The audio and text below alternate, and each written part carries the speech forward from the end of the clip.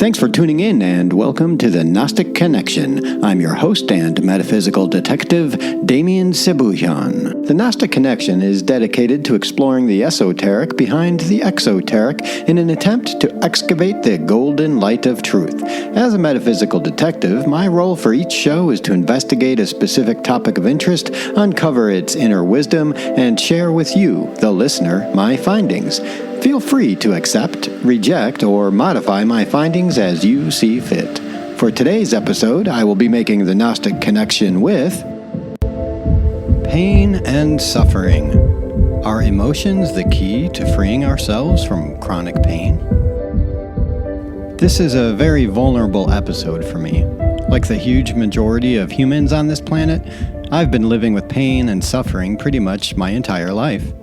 The most extreme way I experience pain and suffering is through a phenomenon that still baffles doctors and scientists. Migraines have been with me for roughly 73% of my lifetime.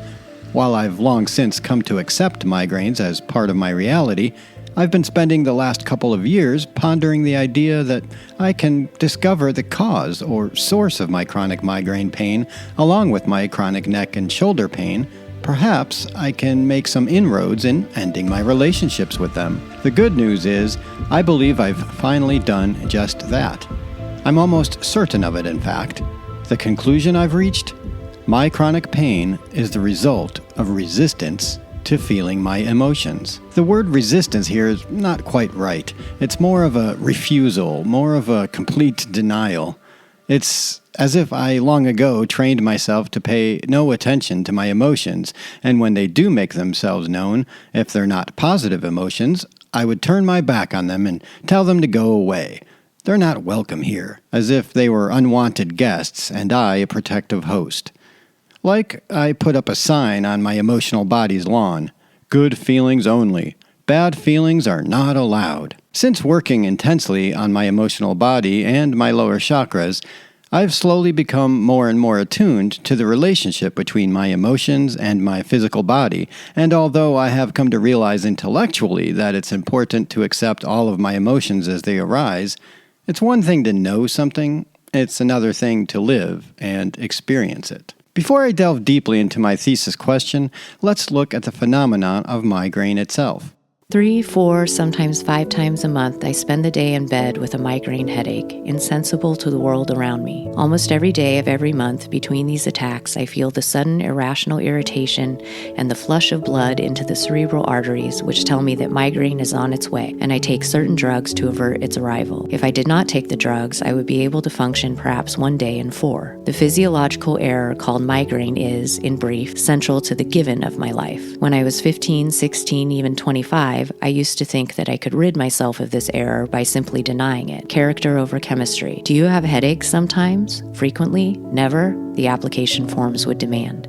Check 1. Wary of the trap, wanting whatever it was that the successful circumnavigation of that particular form could bring, a job, a scholarship, the respect of mankind, and the grace of God, I would check 1. Sometimes I would lie. That in fact I spent 1 or 2 days a week almost unconscious with pain seemed a shameful secret, evidence not merely of some chemical inferiority, but of all my bad attitudes, unpleasant tempers, wrong thing. For I had no brain tumor, no eye strain, no high blood pressure, nothing wrong with me at all.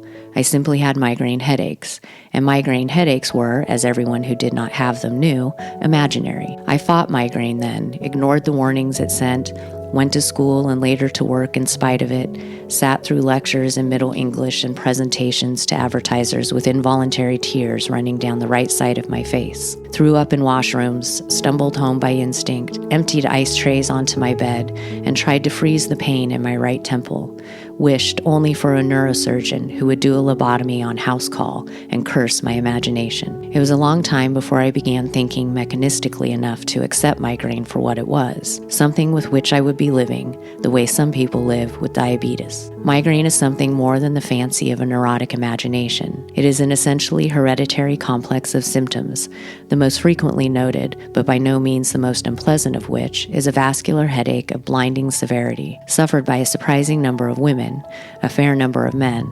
Thomas Jefferson had migraine, and so did Ulysses S. Grant the day he accepted Lee's surrender. and by some unfortunate children as young as 2 years old. I had my first when I was 8. It came on during a fire drill at the Columbia School in Colorado Springs, Colorado. I was taken first home and then to the infirmary at Peterson Field, where my father was stationed. The Air Corps doctor prescribed an enema. Almost anything can trigger a specific attack of migraine. Stress, allergy, fatigue, an abrupt change in barometric pressure, a contretemps over a parking ticket, a flashing light, a fire drill. One inherits, of course, only the predisposition. In other words, I spent yesterday in bed with a headache, not merely because of my bad attitudes, unpleasant tempers, and wrongthink, but because both my grandmothers had migraine, my father has migraine, and my mother has migraine. No one knows precisely what it is that is inherited. The chemistry of migraine, however, seems to have some connection with the nerve hormone named serotonin, which is naturally present in the brain. The amount of serotonin in the blood falls sharply at the onset of migraine. Migraine gives some people mild hallucinations, temporarily blinds others, shows up not only as a headache, but as a gastrointestinal disturbance, a painful sensitivity to all sensory stimuli, an abrupt overpowering fatigue, a stroke-like aphasia, and a crippling inability to make even the most routine connections. When I am in a migraine aura, for some people the aura lasts 15 minutes, for others several hours, I will drive through red lights, lose the house keys, spill whatever I am holding, lose the ability to focus my eyes or frame coherent sentences, and generally give the appearance of being on drugs or drunk. The actual headache, when it comes, brings with it chills, sweating, nausea, a debility that seems to stretch the very limits of endurance. That no one dies of migraine seems, to someone deep into an attack, an ambiguous blessing. My husband also has migraine, which is unfortunate for him, but fortunate for me. Perhaps nothing so tends to prolong an attack as the accusing eye of someone who has never had a headache. Why not take a couple of aspirin, the unafflicted will say from the doorway, or, I'd have a headache too, spending a beautiful day like this inside with all the shades drawn. All of us who have migraines suffer not only from the attacks themselves, but from this common conviction that we are perversely refusing to cure ourselves by taking a couple of aspirin, that we are making ourselves sick, that we bring it on ourselves. And in the most immediate sense, the sense of why we have a headache this Tuesday and not last Thursday, of course we often do. There certainly is what doctors call a migraine personality, and that personality tends to be ambitious, inward, intolerant of error, rather rigidly organized, perfectionist. You don't look like a migraine personality, a doctor once said to me. Your hair's messy, but I suppose you're a compulsive housekeeper. Actually, my house is kept even more negligently than my hair, but the doctor was right nonetheless. Perfectionism can also take the form of spending most of a week writing and rewriting and not writing a single paragraph. But not all perfectionists have migraine, and not all migrainous people have migraine personalities. We do not escape heredity. I have tried in most of the available ways to escape my own migrainous heredity. At one point, I learned to give myself 2 daily injections of histamine with a hypodermic needle, even though the needle so frightened me that I had to close my eyes when I did it. But I still have migraine, and I have learned how to live with it, learned when to expect it, how to outwit it, even how to regard it when it does come, as more friend than lodger. We have reached a certain understanding, my migraine and I. It never comes when I am in real trouble. Tell me that my house is burned down, my husband has left me, that there's gunfighting in the streets and panic in the banks, and I will not respond by getting a headache. It comes instead when I am fighting not an open but a guerrilla war with my own life, during weeks of small household confusions, lost laundry, unhappy help, canceled appointments. On days when the telephone rings too much and I get no work done and the wind is coming up. On days like that, my friend comes uninvited. And once it comes, now that I am wise in its ways, I no longer fight it. I lie down and let it happen. At first, every small apprehension is magnified, every anxiety a pounding terror. Then the pain comes and I concentrate only on that. Right there is the usefulness of migraine, there in that imposed yoga. The concentration on the pain. For when the pain recedes 10 or 12 hours later, everything goes with it. All the hidden resentments, all the vain anxieties. The migraine has acted as a circuit breaker, and the fuses have emerged intact. There is a pleasant convalescent euphoria. I open the windows and feel the air, eat gratefully, sleep well. I notice the particular nature of a flower in a glass on the stair landing. I count my blessings. Migraine touches nearly 15% of the world's population, making it one of humanity's most common neurological struggles and among the top causes of lived disability. Yet it remains deeply misunderstood and undiagnosed. Women are disproportionately affected, by about threefold compared to men, largely emerging after puberty, possibly due to hormonal interplay. Children are not exempt. Around 5% of prepubescent kids and up to 11% or more in teens face migraines. The weight of it grows in adolescence, especially among girls. Geographic variation is real. Some Western and high SDI, social demographic index regions, report especially elevated migraines burdens. But truly, it spans every continent, every culture. I didn't feel physically sick, but mentally. My mind was twisting in so many ways. We once saw a documentary on migraines. One of the men interviewed used to fall on his knees and bang his head against the floor over and over during attacks. This diverted the pain from deep inside his brain, where he couldn't reach it, to a pain outside that he had control over. J. Asher, 13 Reasons Why. Mainstream neurology describes migraine not as a simple headache, but as a brain network storm. The trigeminal vascular system is central. Neurons in the trigeminal nerve release ZGRP, a neuropeptide tied to inflammation, pain, and neurovascular signaling. The hypothalamus often activates hours or even days before head pain. That helps explain early symptoms like yawning, mood shifts, and food cravings. Stress, sleep, and hormones all tug at this internal radar. Genetics matter. Vast studies have now linked over 100 gene regions to migraine risk, especially around CGRP and neurovascular regulation. Yet triggers, food, weather, stress, often overlap with the subtler onset of a migraine initiating. How we treat it.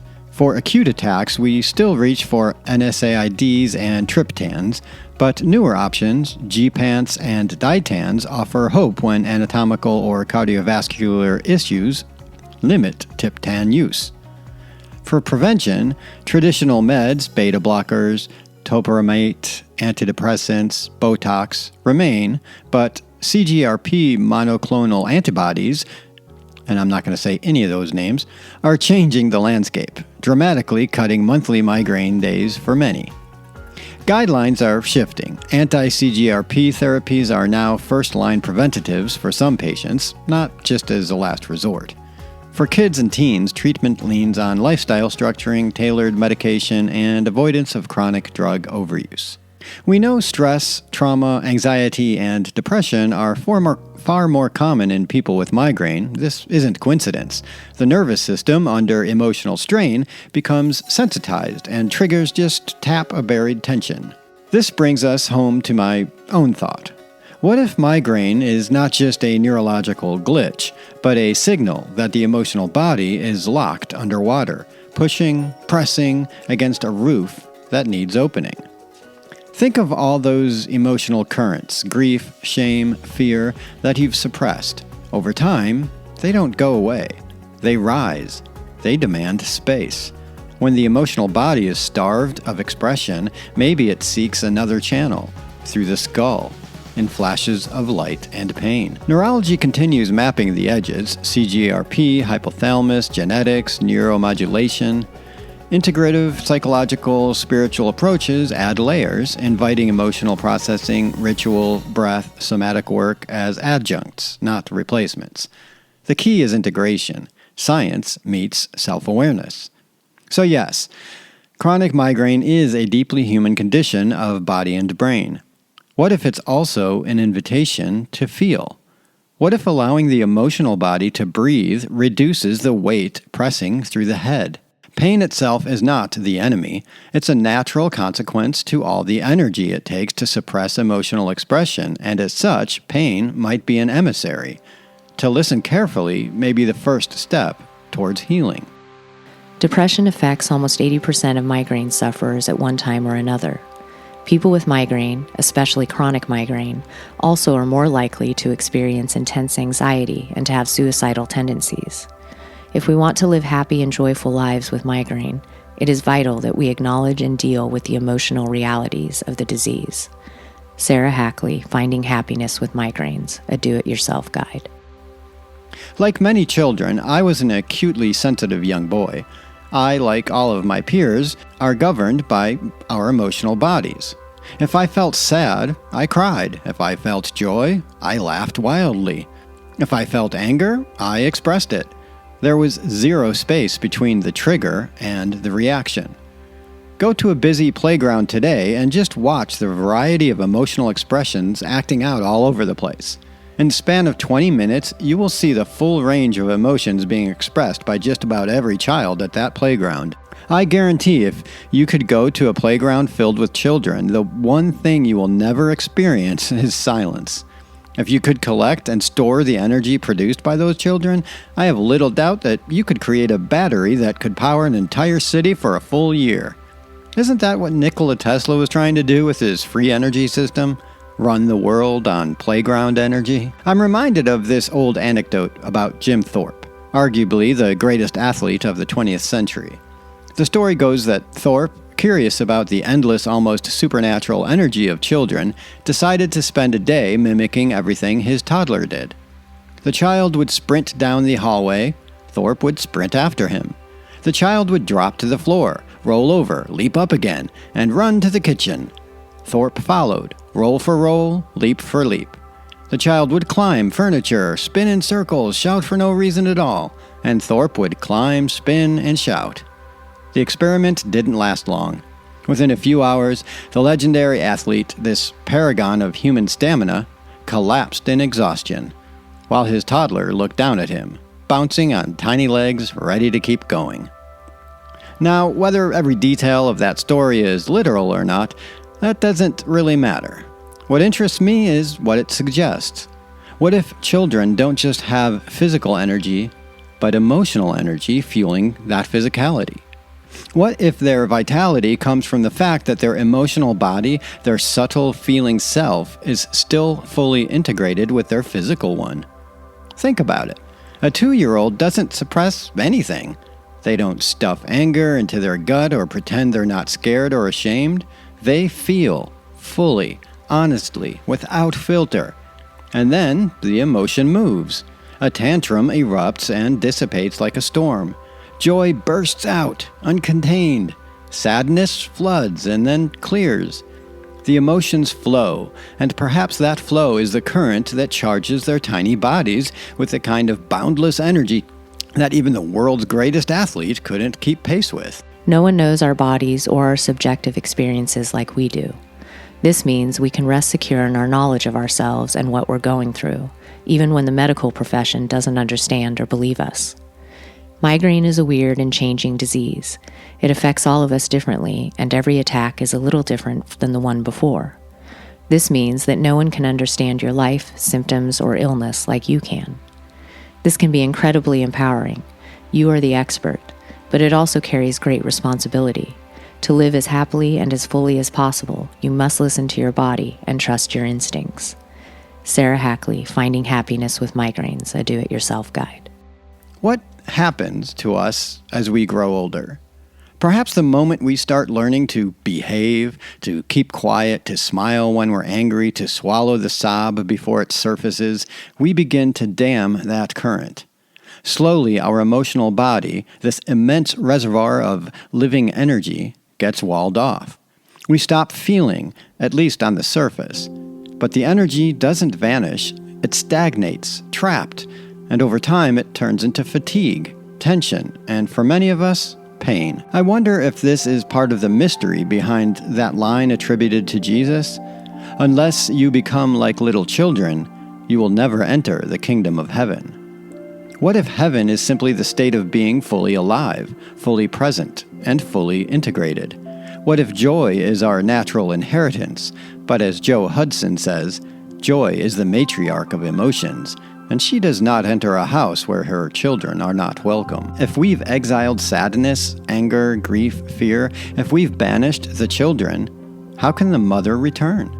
And maybe, just maybe, if we were to purify the emotional body, if we were to let ourselves feel pain openly and honestly, we might find that same current surging back into ourselves. What if the fatigue so many of us live with isn't inevitable, but a symptom of years of emotional self-abandonment? What if the energy of a child, their unstoppable, inexhaustible spark, isn't just to time, but simply waiting within us for the permission to return. And what if all that energy is available to us now?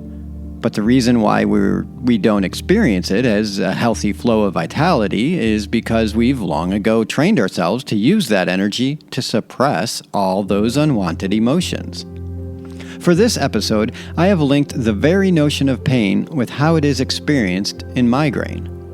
Pain, real, searing, inexplicable pain, is one of the greatest mysteries of being human. In Buddhism, the truth of suffering, or dukkha, is the first of the Four Noble Truths, and it signifies that life in its ordinary state is inherently marked by suffering, dissatisfaction, and impermanence.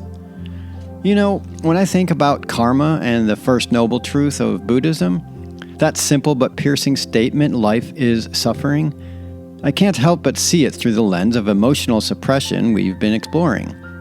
What if a form of karma, in its most immediate and intimate sense, is about the natural consequence, the energetic consequence of what we do with our emotions?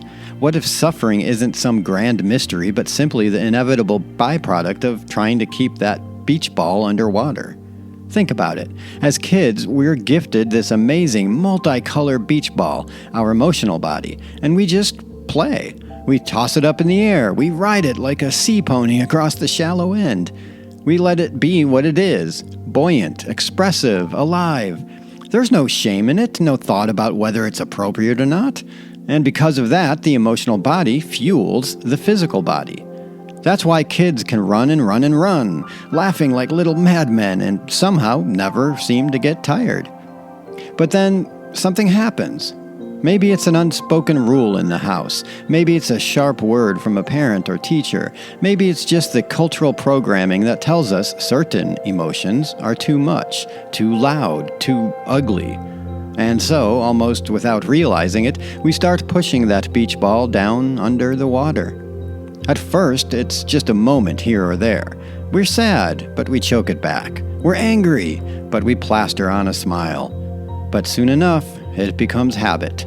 We learn to keep that beach ball submerged all the time. And let me tell you, holding a beach ball underwater takes an enormous amount of energy. That, perhaps, is the karma. Not punishment, not reward, but consequence. You push down on your emotions, and they push back. You don't let them float, and they transmute into something heavier, tension, fatigue, maybe even chronic pain. The Buddhists say it plainly, suffering. The first noble truth wasn't an accusation, it was an observation. This is what happens. And maybe, just maybe, that's why we finally stop trying to control the ball and let it bob to the surface. That's when everything shifts. You've seen these people. Maybe you've met one, maybe you are one. They're not suppressing anymore. They've purified the emotional body, or maybe just befriended it. And because of that, they radiate. They pulse with this wild, unself-conscious aliveness.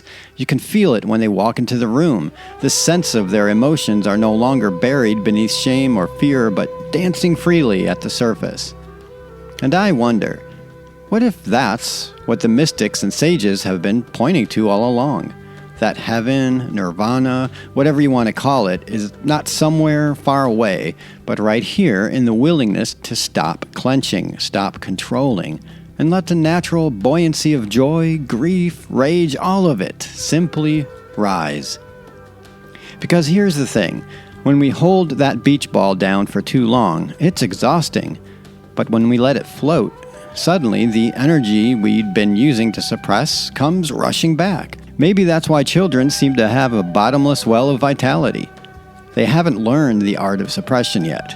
And maybe if we were to unlearn it, if we allowed ourselves to feel again, all of it, we too could reclaim that wild, boundless energy. What if joy isn't something we have to earn, but something that naturally surfaces when we stop fighting ourselves? What if the path to heaven is as simple and as difficult as letting go and letting the beach ball that is our emotions rise? Before I articulate further this theme of letting go, let's get into the nitty-gritty of what connects us all as adult humans: pain and suffering. There's no better metaphor for pain and suffering than migraine. The word migraine comes from the Latin hemicrania, which means pain in one side of the head. This word was borrowed from the Greek hemicrania, from hemi, meaning half, and cranium, meaning skull. In Old French, it became migraine, migraine, and from there it was adopted into Middle English as migraine. Think about what the word suggests symbolically: a splitting of the head, the very seat of consciousness, half the head in pain, half in shadow, half in light.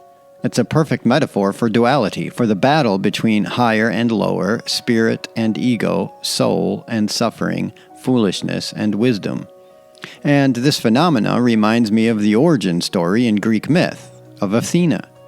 Ah yes, the myth of Athena's birth. Zeus, the almighty skyfather, clutching his skull in unbearable agony, writhing from a pain no thunderbolt could smite away. Then crack! His head splits open and out springs Athena, radiant, fierce, and fully formed, carrying her shield and her spear, the embodiment of divine wisdom and strategic clarity. When I ponder that story, I can't help but see the perfect metaphor for what pain, and especially migraine pain, can teach us. Because that's what migraine feels like, a storm trapped inside the skull. The pressure builds, the light fractures into shards, and there you are, caught between wanting to fight it and realizing you can't. It's an unwinnable war by brute force. You can't just banish it. You can only surrender to it, breathe into it, and wait for whatever it's trying to birth within you to emerge. Migraine, like all deep suffering, demands our attention. It silences the outer noise and drags us inward, whether we want to go there or not. It's as if the body, the temple of the soul, is saying, "Stop! Listen! Something within you is trying to be born." And if we fight that, if we try to hold the beach ball of emotion, of trauma, of unresolved energy under the surface while the storm rages, the pressure only builds. But when we soften, when we allow the pain to have its place, something shifts. What bursts forth may not be armored goddess standing in full regalia, but it is wisdom, raw, luminous wisdom that only the crucible of suffering can distill. Athena is the wisdom of discernment, the knowing that not every battle is fought with a sword. She is the strategist who sees the long arc of the war and understands that clarity often comes when we step back and observe rather than react. And isn't that the gift of pain when we allow it to speak? That sudden crystalline insight that changes how we see everything, ourselves, our patterns, even our place in the greater order of things. In this way, migraine, or any deep chronic pain, becomes a strange kind of teacher, an initiator into a deeper intimacy with ourselves. Not a punishment, not random cruelty, but an alchemical process. Agony transmuted into awareness, pressure transmuted into presence, and pain transmuted into power. The birth of wisdom hurts, but the wisdom itself, once it's free, is the light that helps us navigate the labyrinth of our own becoming. Which brings me to another myth. This one from the Bible. The story of Job is one of the oldest and most profound meditations on the problem of suffering. Job is a righteous man, faithful, prosperous, spiritually devoted. Then, in a strange scene in heaven, Satan, acting as a kind of prosecuting attorney, suggests to God that Job's faith is only strong because his life is easy. "Take it all away," Satan argues, "and he'll curse you to your face." God agrees to the test. Job's wealth, family, and health are taken from him. Boils erupt on his skin. His friends accuse him of wrongdoing. Even his wife tells him to curse God and die. But Job refuses. He grieves, he rages, he asks hard questions, but he does not break. He does not reject the divine. In the end, after a deep process of spiritual questioning and mystical revelation, Job is restored with more than he had before, including a new understanding of God and his place in the cosmos. In Gnostic terms, Job becomes the archetype of the human soul cast into the world of matter, tested by the archons facing pain, despair, and abandonment. His story mirrors humanity's condition in this density. We are wrapped in fragile flesh, vulnerable to loss, disease, betrayal, and confusion. Yet the deeper mystery of Job's suffering is this: pain doesn't separate us from God. It is often the very condition in which we remember God most intimately, through crying out in the dark and still refusing to break faith without essence. A migraine, as a metaphor for pure suffering, is not just a headache. It's a full-body, full-soul event. It can distort your thoughts, hijack your emotions, disempower your will. In the thick of a migraine, it's not uncommon to think, "What did I do wrong? Why is this happening again? Am I being punished? Why can't I just be normal? Is life even worth living like this?" These are the questions I used to ask until I changed my perspective. I came to perceive migraine not as a punishment, but as an opportunity to rewire my nervous system, upgrade my subtle body, transcend my ego's narrative of shame, blame, and victimhood. I now see migraine as an opportunity to learn, so that eventually I'll be able to transmute migraine pain into joy. I start by asking these new, healthier, productive questions. Instead of, "Why is this happening to me?" I ask, "What truth wants to awaken in me?" Or I might say, "I am strong, I am growing within my chrysalis, and I will someday emerge a butterfly." Instead of, "What did I do wrong?" I affirm, "This is sacred work. I'm doing great. Keep going." In doing this work and researching the struggles of other migraine sufferers, I've come to an even larger understanding of why I have migraines and what they mean and how I can finally transmute them into something more valuable for my spiritual and psychological growth.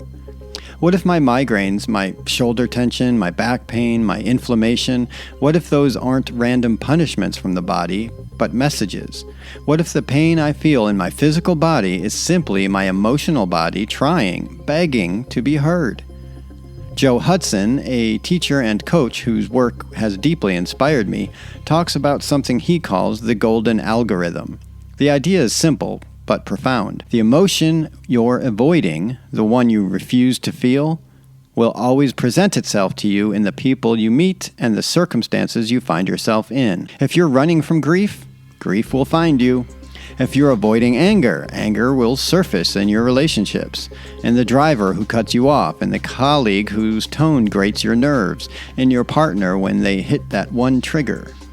If you're resisting fear, life will keep handing you situations to trigger that fear until you finally sit down, open up, and allow yourself to feel it. It's like your body has this emotional GPS system rerouting you over and over until you finally take the exit. There are 4 symptoms, according to Joe Hudson, the 4 symptoms of suppression. And here's how you know you're avoiding something. Hudson calls them the 4 symptoms of emotional suppression. All 4 together are judgment, guilt, disassociation, and indecision. Every time you find yourself judging someone, "I can't believe they did that." Pause and ask yourself, what emotion am I trying not to feel right now? Every time guilt creeps in, "I shouldn't have done that. I'm terrible." Try asking, what pain am I holding under the surface of that guilt? And when you notice yourself zoning out, getting stuck in your phone, or lost in endless indecision, that's the beach ball again, the one you've been holding underwater. Holding that ball underwater takes energy, a lot of energy. Maybe that's what chronic pain really is. The fatigue, the inflammation, the migraines, the energy cost of suppressing what wants to rise to the surface. What's on the other side? And here's the hope in this. Every emotion we resist carries a gift. On the other side of fear is love, a deep acceptance and trust. On the other side of anger is power, grounded, clear action. On the other side of grief is gratitude, a heart cracked open in reverence for what's been lost. On the other side of shame is unshakable self-worth. When we stop suppressing, when we let ourselves feel, the energy we've been using to keep those emotions down comes rushing back. So how do we start? How do we begin to let that beach ball rise without getting overwhelmed? Here are a few examples, grounded practices that can help you begin. 1. Breath work. Breath is the bridge between the mind and the body. When pain rises or when you notice judgment or guilt bubbling up, try this.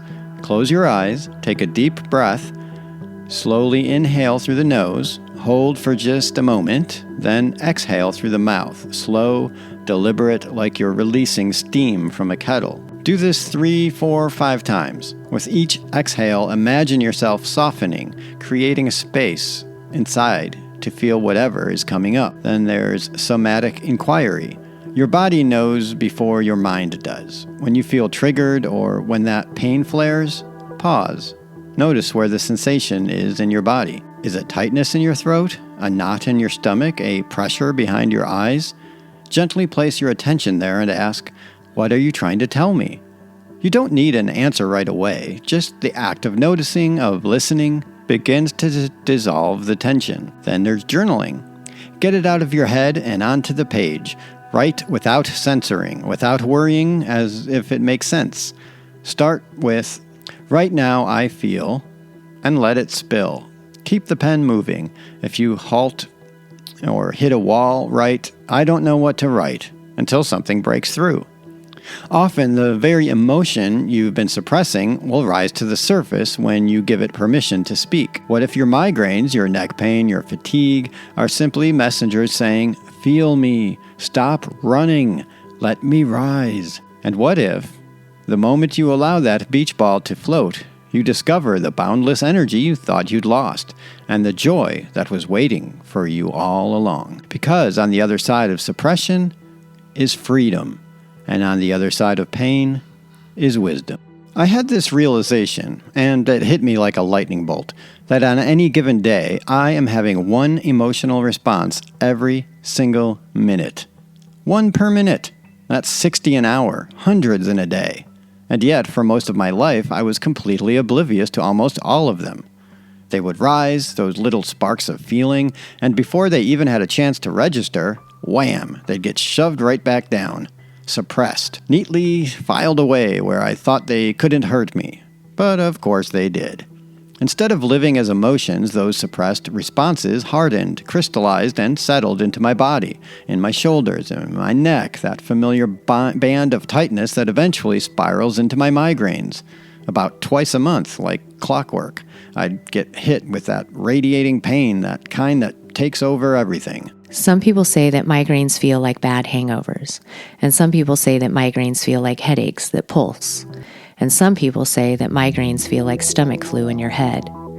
But what migraines really feel like is being tied to a railroad track while the world's largest, loudest freight train thunders over you. It starts with a bright light in the corner of your vision, very bright, like someone is standing beside you and shining a flashlight in your eye, but you can't back a light away. Can't turn your head from it. Then you hear the train's shrill whistle, the dull, angry clank of the bell, the roar of its engine. By then, you're tied to the train track. Hopefully, the track is your bed and not a bus stop bench or restaurant table. And you can only try to flatten yourself as the train rushes toward you. Its light flashing and horn blaring. Finally, you feel the hot breath of its arrival, feel the smoky, burning exhaust fill your lungs, and then it's thundering over you. Of course, the train, the noise, and the light, and the fumes is all in your head. But that's the problem. It's all in your head. You can't escape it. You can only lie on the track, waiting for the roaring, shrieking, light-splintering pain to pass. And remember, this is the world's longest train. You'll be here for hours, in this exact position, in this much pain. Lifting your head, even if you are capable of that, which you're not, results in instant decapitation. But decapitation would at least stop the pain, and sometimes you wish for it. Catherine Haney, Games and Rituals. It's as if a long time ago I hired some kind of emotional manager, a strict, overworked middle manager whose entire job was to keep the unacceptable emotions hidden. Fear, anger, irritation, sadness, all of it, shoved down into storage. And eventually that storage space filled up. And when the dam overflowed, it showed up as migraines, as physical pain, and a constant low hum of tension and fatigue. But then came this one day, not too long ago. A day where I tried something new. I made a vow, out loud, like a sacred contract. I will notice and feel every emotional response that arises today. I will accept them with an open heart, and I will love and nurture them until their expression fades. And then I just practiced. It shocked me how much I was actually feeling, how constantly my nervous system was reacting to the world. Andrea got up in a grumpy mood, her voice sharp in the morning. Normally, I'd swallow my irritation, pretend it wasn't there, maybe even shame myself for feeling it. But that day, I stopped. I paused. I asked myself, what does this irritation feel like? And I sat with it. I let it have its say. And within minutes, it dissolved. It didn't lodge in my neck. It didn't spark pain. It just moved through me and out. Later, my Uncle Jim wandered into the kitchen while I was cooking. Same thing, a little spike of annoyance. And instead of tamping it down or letting it spill outward in some reactive comment, I just placed a hand on my heart and said quietly, I feel you. You're welcome here. That whole day, I became, in Joe Hudson's words, the matriarch of my emotions. Every single feeling was a child coming to the door. And I greeted them all. Some stayed for just a cup of tea. Others, the ones carrying heavy bags, needed more than that. They needed me to hold them, to rock them, to weep with them. And so I did. I drove down to the trailhead, turned up my crying playlist, and let it all pour out. Tears for childhood wounds, for mistakes I'd made, for hurts I'd caused, for the bruises I'd carried silently for decades. And you know what? It was beautiful. Messy, raw, guttural, but beautiful. Tears are a blessed and universally effective form of release. Even anger, I found, can find its way out through crying. As the day waned just before dusk, I hiked to the top of the hill by the lake, and there, overlooking the water, I let out a barbaric yawp, as Whitman would say. At first it was a cry of despair, then it cracked into something else, a wild, resonant chant that vibrated through my bones, transforming pain into something like awe. And then, silence. Well, not actually silence, because the neighborhood dogs all had something to say about my barbaric yawp. Oh yeah, buddy, you want to hear a barbaric yawp? We're dogs, we can do this all day. I don't know why the dogs sound like old men, but because I didn't bark back, the dogs calmed down and all around me was silence. And in that silence, I realized something. My body was completely free of pain. No tightness, no migraine shadow waiting in the wings. My body hummed with a light, vibrating energy. So light, I almost believed I could float down the hill, laughter carrying me like wings. Since that day, this practice has stayed with me. I still have my emotional manager, but now his job description has changed. His role now is to gently alert me when an emotion is rising, so I can meet it at the door, and I, in turn, meet each emotion with the warmth of a joyful matriarch. Come in, sit with me, tell me your story, have some tea. That's what she sounds like, I guess. And the miracle is this. Every emotion, when welcomed, eventually leads me back to joy. And joy, that radiant, unfiltered, humming joy, is the fuel that lifts me into a more awakened, more authentic version of myself. And that, my friends, is the path I'm walking now. One feeling at a time. All right, so this part I'm going to be talking about a practice by Joe Hudson. This is his VIEW framework. VIEW is an acronym.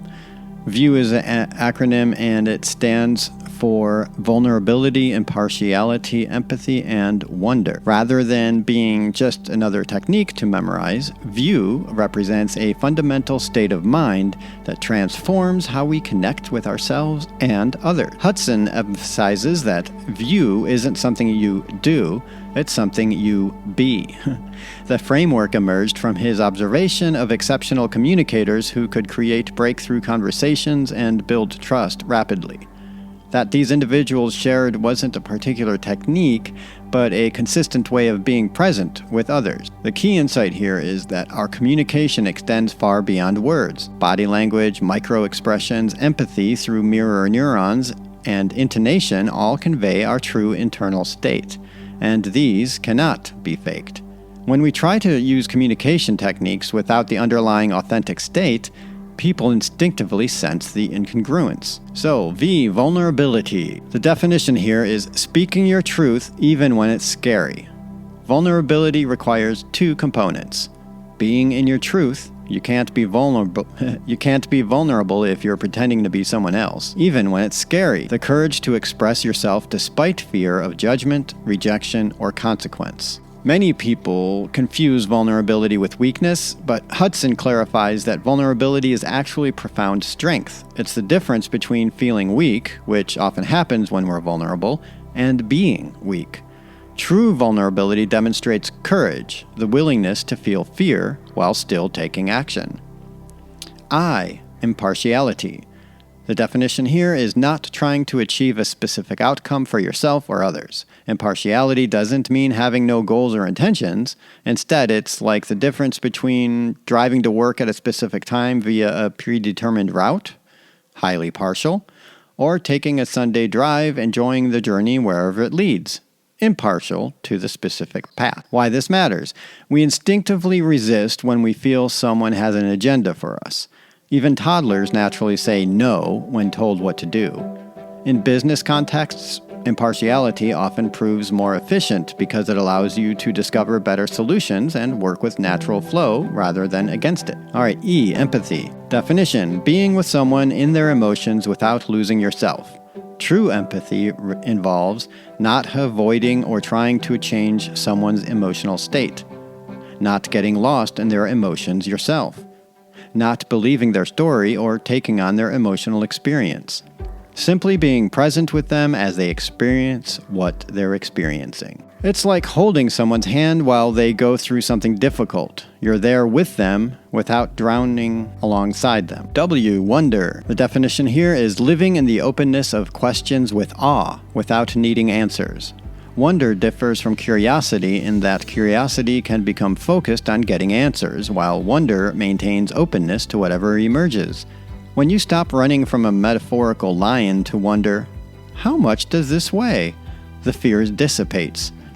Wonder naturally dissolves the fear-based urgency that creates drama in our relationships. So this is some of the science behind VIEW. Emotional decision-making. We make all decisions emotionally. People without functioning emotional centers in their brains become paralyzed by simple choices.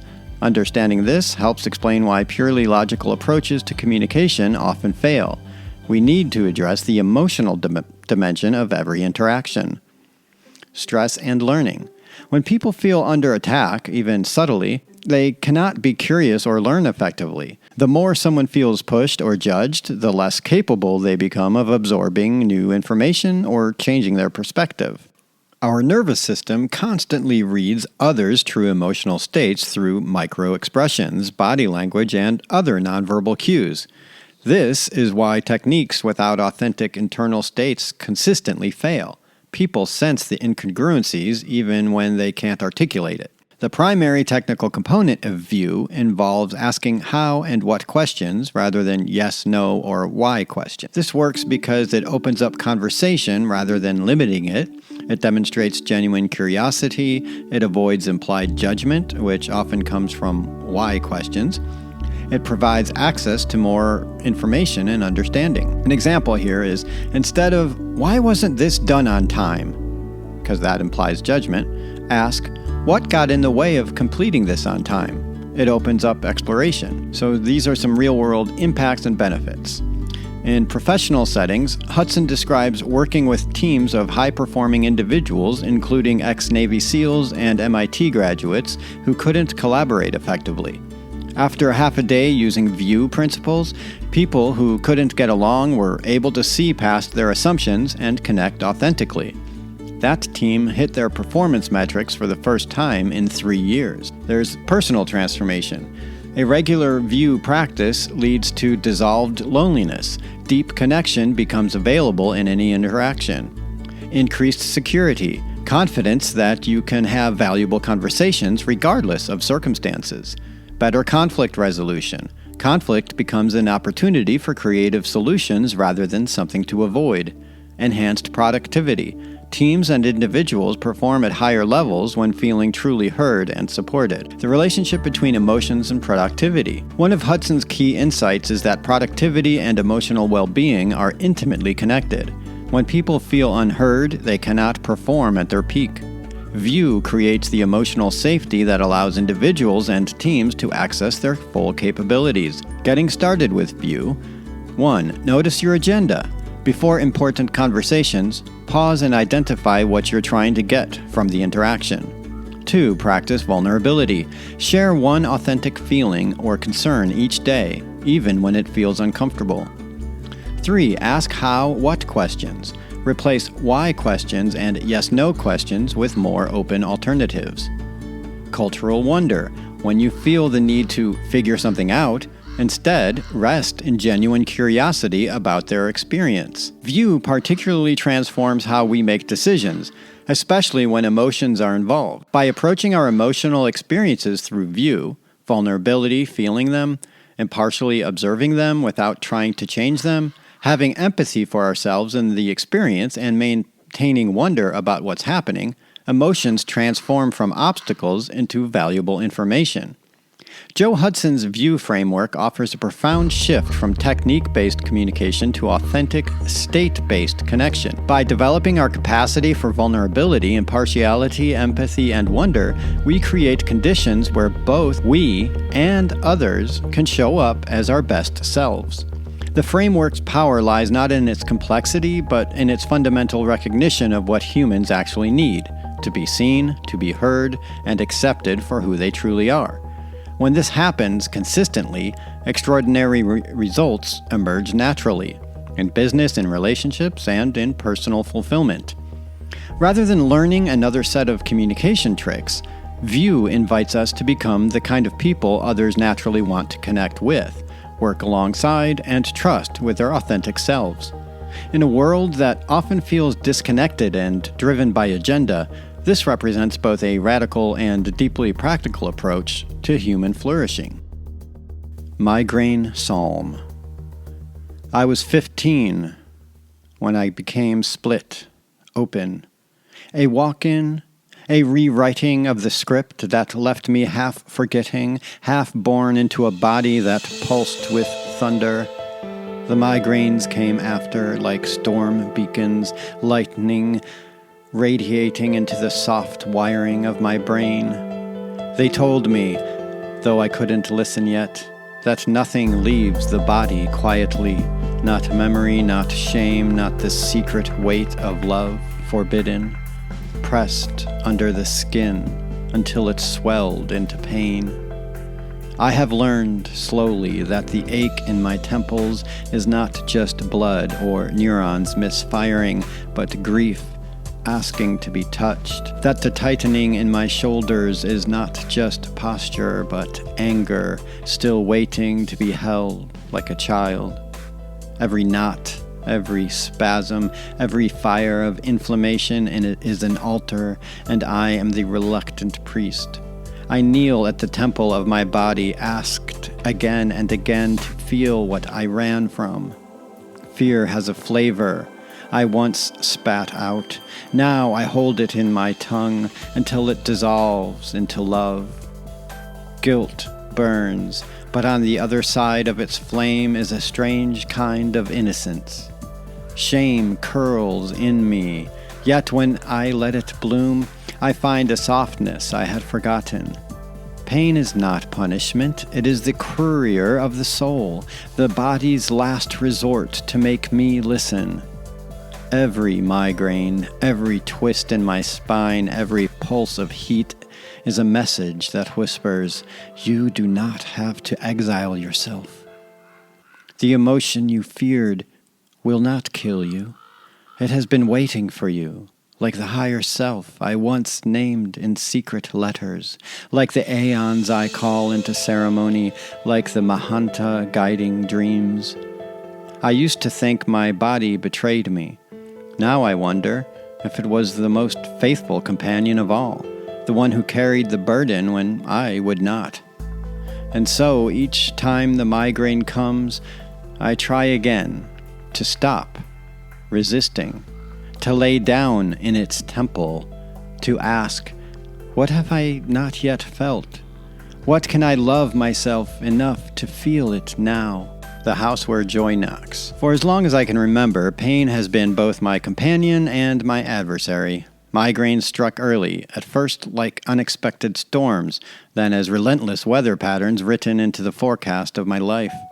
At 15, when my soul walked into this body and tried to make sense of its inheritance, I was left with memory gaps, confusion, and a body that seemed to revolt against me. Later, I would come to understand, pain is not just a symptom, it is a language. For years, I treated my migraines as enemies. My body was broken, my nervous system unreliable, my mind hijacked by the hammering pulse of something bigger than thought. Doctors offered pills, strategies. Friends offered sympathy. None of it answered the deeper question that hovered in the silence between attacks. What is this pain trying to say? It took decades before I began to see a pattern. Pain was not random. It seemed to arrive in moments when my emotions had been buried alive, when shame, grief, or rage were pushed down beneath the surface because they felt too dangerous to feel. I began to wonder, maybe the migraines were my emotions knocking, louder than I could bear, asking to be let in. Joe Hudson's words came like a key slipped under the door. Joy is the matriarch of emotions, and she does not enter a house where her children are not welcome. How many of Joy's children had I banished? Sadness sent to the basement, anger locked in the shed, fear ignored until it rattled the windows, guilt and shame stuffed into closets. For years my house was silent, tidy, but lifeless, and Joy, she never crossed the threshold. The body, though, keeps score. Migraines, neck pain, inflammation, all became the messengers of eviction notices I refused to read. Each pulse of pain was grief begging to be wept, rage begging to be burned clean, fear begging to be soothed. Slowly, haltingly, I began the practice of opening the door. Judgment, guilt, disassociation, indecision. Hudson calls these the 4 symptoms of emotional suppression. Each time I caught myself judging another, I asked, what am I avoiding feeling in myself? Each time guilt surged, I asked, what grief or fear lies beneath this self-condemnation? Disassociation whispered of unbearable sadness. Indecision carried the fingerprints of unacknowledged fear. And when I began to feel, truly feel, the shaking, sweating, heaving surrender of emotions long exiled, I noticed something astonishing. Sometimes the pain would soften. Sometimes the migraine would dissolve like a storm dissipating mid-sky. Other times the pain remained, but I no longer felt alone inside it. I was with myself in the truest way, holding the child who had been unwelcome for so long. I am still learning. This is all very new to me. Some days I still resist, still numb out, still curse the lightning in my skull. But I also know something I did not before. Salvation is not in escaping pain, but in discovering my heart inside it. The heart is vast enough for all of it, for Joy and her unruly holy children. And when I welcome them, even in trembling, Joy steps across the threshold. She does not erase the pain, but she fills the house with light. A big shout out to Andrea Stone for adding her voice to this episode. She read quotes from Catherine Haney, Sarah Hackley, Jay Asher, and she read the 1968 essay about migraines by esteemed author Joan Didion, titled In Bed. From my heart to yours, may we all be loving, happy, powerful, and free.